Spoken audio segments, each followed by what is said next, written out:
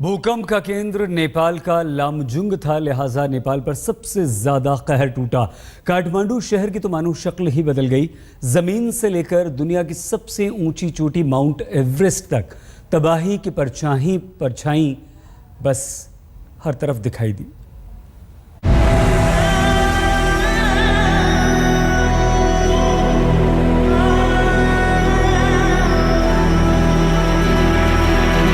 खूबसूरत काठमांडू शहर खंडहर में तब्दील हो गया। हिमालय के गर्भ से विनाश की ऐसी कथा की शुरुआत हुई कि पूरे नेपाल में त्राही मच गई। काठमांडू के इस ऐतिहासिक मंदिर का हाल देखिए। वक्त के थपेड़ों के बीच खड़ा रहा आस्था का ये आशियाना अब मलबे की ढेर में तब्दील हो चुका है।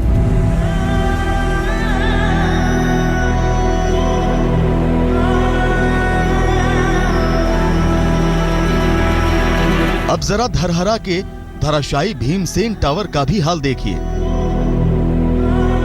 1834 और 1934 के भीषण भूकंप में जिस टावर का बाल तक बाका नहीं हुआ, आज वो अतीत का अवशेष बन चुका है।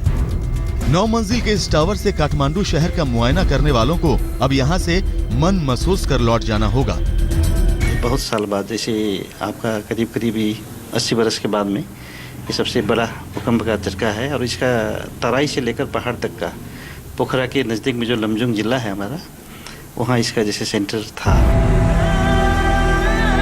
इतिहास की शानदार धरोहरों को चंद सेकंड में भूकंप ने जमींदोज कर दिया। वर्ल्ड हेरिटेज की हैसियत रखने वाले काठमांडू का दरबार स्क्वायर अब सिर्फ तस्वीरों में ही जिंदा रहेगा। स्थापत्य कला का नायाब नमूना दरबार स्क्वायर लकड़ियों की ढेर में तब्दील होकर तबाही की दास्तान बयां कर रहा है। नेपाल में हर तरफ मौत का मंजर है, तबाही का कोलाहल है। मरीजों की तादाद के आगे अस्पताल कम पड़ गए हैं। सड़कों पर मरीजों का इलाज चल रहा है। भूकंप की चपेट में भारतीय दूतावास भी आया। दूतावास के कर्मचारी की बेटी की मौत हो गई है। यूनाइटेड स्टेट्स जियोलॉजिकल सर्वे के मुताबिक मौत का आंकड़ा 1 से 10,000 तक पहुंच सकता है। 9 से 50% जीडीपी के बराबर आर्थिक नुकसान का अंदेशा है। ये संकट साझा है, इसलिए नेपाल की ओर भारत ने सहयोग का हाथ बढ़ा दिया है। हमारा पूरा तैयार है, इसलिए हम लोग ने ये कर पा रहा है। और बहुत दुख की बात है कि जो डैमेज जो काफ़ी ज़्यादा हुए हैं, और नेपाल में तो बहुत ही ज़्यादा हुआ है। तो इसलिए इस वक्त हमारा अपना देश का जो हालात है, इसको पूरा हम संभाल रहे हैं। साथ साथ नेपाल में भी जो हमारा रेस्क्यू टीम है वो भी जा चुके हैं।